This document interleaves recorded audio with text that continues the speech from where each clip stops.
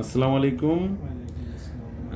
আমাদের সামনে আজকে আছেন হচ্ছে মোহাম্মদ আবু বকর সিদ্দিক ভাই। উনি আসছেন সেই ফুলবাড়ি কুড়িগ্রাম বর্ডার এরিয়া, ফুলবাড়ি কুড়িগ্রাম, সেখান থেকে আসছেন। উনি একটা গরুর প্রবলেম নিয়ে আমার কাছে এর আগেও আসছেন।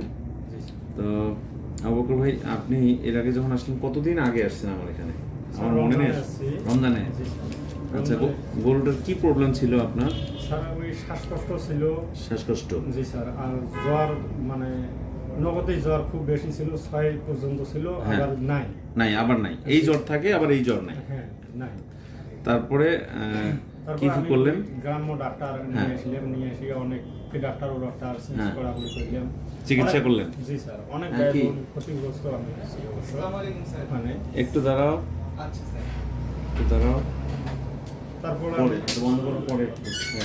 তারপরে স্যার ওখান থেকে আমাকে এক ডাক্তার পরামর্শ দিল যে আমি ওই ব্লাডটা নিয়ে রংপুরটা ব্লাডটা টেস্ট করে নিয়ে আসিয়া তারপরে ট্রিটমেন্টটা করেন। তো স্যার তারপরে তো আমি ওই ওখানে অবশ্য আমার ওই গাভীটার দুধ ভালো দিছিল। দেখা যায় যে 30-32 লিটার দুধ দিছিল। 30 লিটার? ওটা কি আপনার কেনা গরু? স্যার ওটা আমি বকনা কিনে নিয়ে আসছিলেন। কত টাকা দিয়ে কিনছিলেন? ওটা 2,10,000 টাকা দিয়ে। মানে বকনা কিনছেন 2,10,000? কয় মাস ভরাট ছিল? স্যার আমি নিয়ে আসিয়া 17-18 দিন পর বাচ্চা হয়েছে। ও তো মানে একবারে প্রেগনেন্ট, ভালো প্রেগনেন্ট। হ্যাঁ জি স্যার। তার মানে নিয়ে আসার পরে আপনার দুধ হয়েছিল কত? 30-32 লিটার পর্যন্ত দুধ দিছে। 32 লিটার পর্যন্ত দুধ ছিল। 32 লিটার দুধ ছিল। সেই নিয়ে আসার পরে আপনার বাচ্চা হওয়ার পরেই সমস্যা শুরু হলো? বাচ্চা আমি দুধ কিছুদিন ছেঁকলাম, ওরকম 30-32 লিটার দুধ ছেঁকলাম। তারপরে ধীরে ধীরে দেখি যে দুধটা মানে বীজ দিয়ে নাই গাভী, তার আগতেই দুধে মোটামুটি কমে গেল। আমি বুঝতে পারলাম গাভীর কতখানি আসলো তখন? 30-35 লিটার ছিল, তারপর কতখানি আসলো? মানে গ্রাম্য ডাক্তার দিয়ে যখন ট্রিটমেন্ট করতে বললেন তখন আমার গাভীর তো দেখা যায় যে 14-15 লিটার দুধ আসলো। আচ্ছা। তারপরে ওখান থেকে এক ডাক্তার, গ্রাম্য ডাক্তারই একজন আমার পরামর্শ দিল যে রংপুরে যান। হ্যাঁ।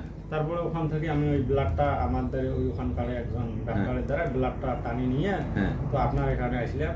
আসার পর তো আপনি যে ট্রিটমেন্টটা দিলেন, আল্লাহ রহম ওই ট্রিটমেন্টে ঔষধপাতি ব্যবহার করার পরে একদম সুস্থ হয়ে গেল। সুস্থতা তো আপনার কতখানি দুধ আসলো পরে? আবার তখন আবার মানে আমার গাভীর দুধ 27-28 লিটার। 28 লিটার আবার চলে আসছে। তারপর তো এই যে আবহাওয়াটা কতদিন গেল? মানে 1 মাস মতো ভালো ছিল। জি স্যার, 1 মাস একদম সুস্থ। আমার গাভীর দুধ দেখা যায় যে মানে আগাইতে 27-28 চলে এসেছিল। আচ্ছা। তারপরে তো এই যে আবহাওয়াটা একদম খারাপ একটা আবহাওয়া আসলো এই গরমের কারণে, আবার একটু অসুস্থ মনে হলো। আবার একটু অসুস্থ। অসুস্থ থেকে আপনি আবার চিকিৎসা করছেন ওখানে? গ্রাম্য চিকিৎসক কি আবার নিছেন? না স্যার, আমি ওই যে আপনার শুধু আমি ওই যে ফেক্সিন আর ওই যে এস্টাভেট, ওটা মানে জ্বরের জন্য আপনি এটা দিছিলেন। আবার জ্বরটা আপ ডাউন করতেছে? হ্যাঁ জি স্যার, আবার আপ ডাউন করতেছে। তো আমি আর এই পাশ ওপাশ কোনো ডাক্তার না দেখে আপনি চলে আসছেন। এখান থেকে তো অনেক ডিসটেন্সও হয়। আচ্ছা, আপনি গরু কতদিন ধরে পালতেছেন?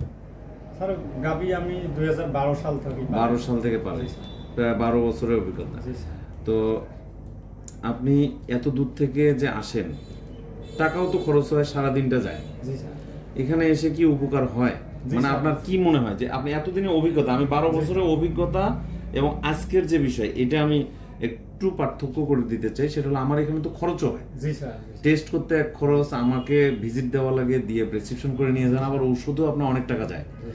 তারপরেও আমি মানে আপনি কি পার্থক্যটা পাচ্ছেন? পার্থক্যটা হলো কি, আমি এই যে গাভীটা নিছি, আমি এই এতদিন ধরে গাভী পালার আমি সবচেয়ে খুব ভালো একটা পাচ্ছি এই গাভীটা।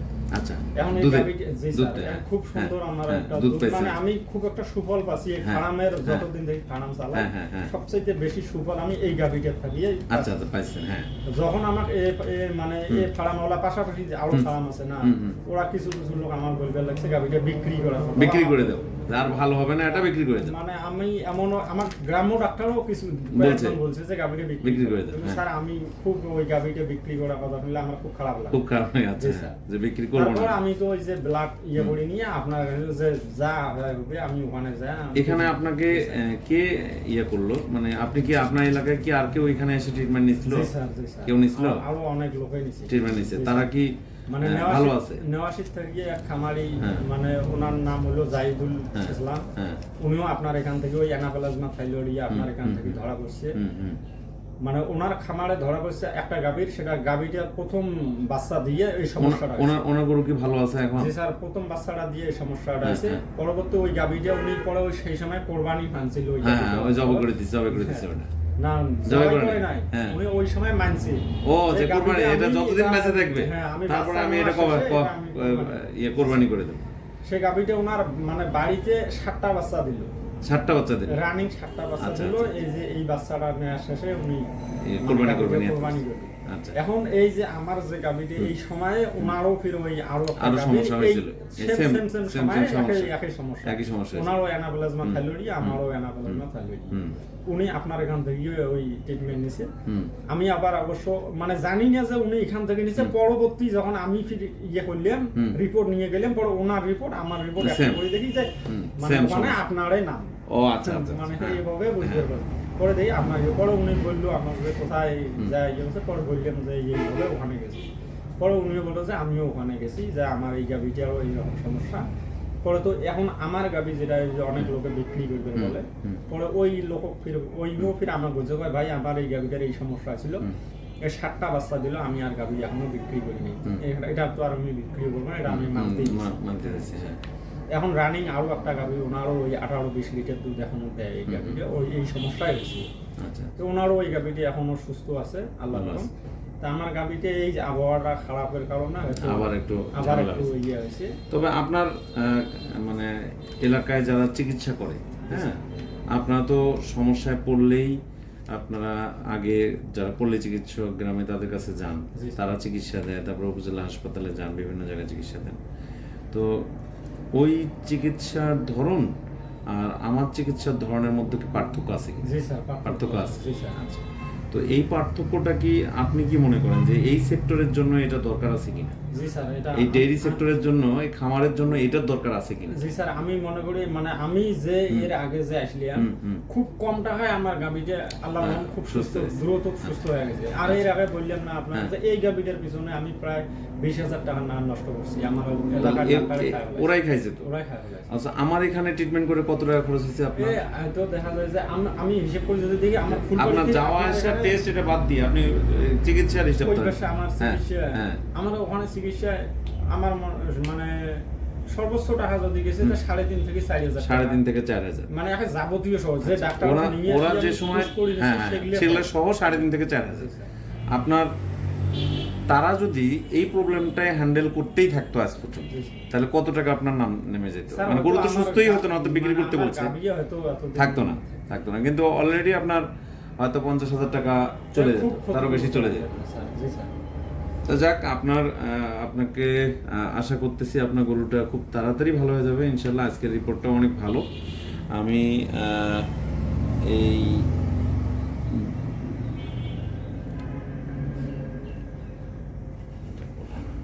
আবু বক্কর ভাই আসছেন ফুলবাড়ি কুড়িগ্রাম থেকে, ভাইয়ের কথা শুনলাম এবং আমি আশা করছি যে ওনার গরুটা খুব তাড়াতাড়ি ভালো হবে এবং উনি শুধু নিজে না, ওনার এলাকায় আরও কয়েকজনকে উনি পাঠাইছেন। আরও রিসেন্টলি আরও একজন আসছিল, জানি না এই ফুলবাড়ি থেকে গত পরশু দিনও 2জন পেশেন্ট আসছিল। হ্যাঁ, তো সেটা আপনার রেফারেন্সে কিনা বা অন্য কারো ইয়েতেও আসতে পারে।